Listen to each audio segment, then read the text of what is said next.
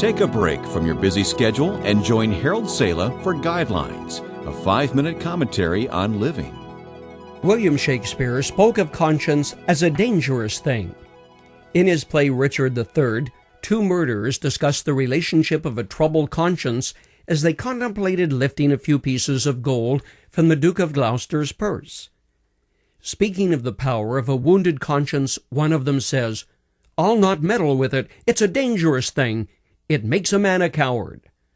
A man cannot steal, but it accuses him. He cannot swear, but it checks him. He cannot lie with his neighbor's wife, but it detects him. It is a blushing, shamefast spirit that mutinies in a man's bosom. It fills one full of obstacles." End quote. Old Shakespeare was right. Some things never change. That truth was borne out when a prominent big city hotel sent out 4,000 letters to guests who had recently registered at the hotel. It seems that the hotel had been doing some rather major renovations, and the management wanted to apologize for all the mess and the bother. The letter began, "Being privileged in having you as our recent guest." There was one hitch in the whole scheme. The letter also went to local residents, some of whom had to drive long distances to get there, say as long as 15 to 30 minutes. Well, by the time the dust had settled from the explosions the letter caused, more had been smitten than a troubled conscience. Said the manager of the hotel, there were quite a few broken homes to judge from the calls coming in. One woman said she was getting married and called to say that her fiancé saw the letter and had called off the marriage. He also said they had gotten a lot of letters from women who said they now knew where their husbands had been spending their long lunch hours.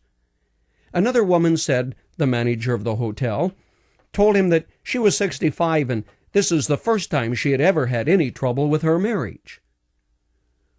Over 600 people complained to the hotel, so they sent out another letter, apologizing for the letter of apology about the inconvenience of the remodeling.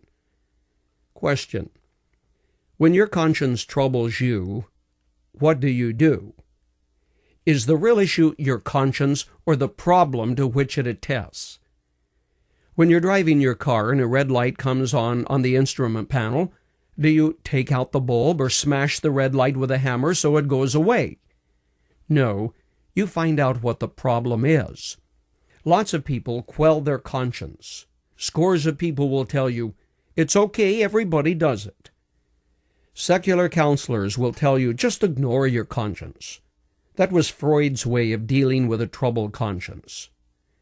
But when the issue is wrongdoing, which the Bible calls sin, ignoring conscience doesn't relieve you of the problem any more than putting a tape over the red light makes it go away.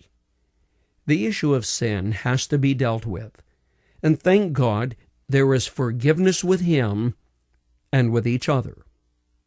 If we confess our sins, He is faithful and just and will forgive us our sins and purify us from all unrighteousness. If we claim we haven't sinned, says 1 John 1, 9 and 10, we make Him out to be a liar and His word has no place in our lives. The answer to the troubled conscience is to confess wrongdoing, asking forgiveness of God and those whom you have hurt, then forsake the wrong completely and entirely. You can ignore your conscience, but you cannot ignore the reality that someday every one of us will stand before God. Having a conscience which is clear before Him will be really important in that day. Never forget it.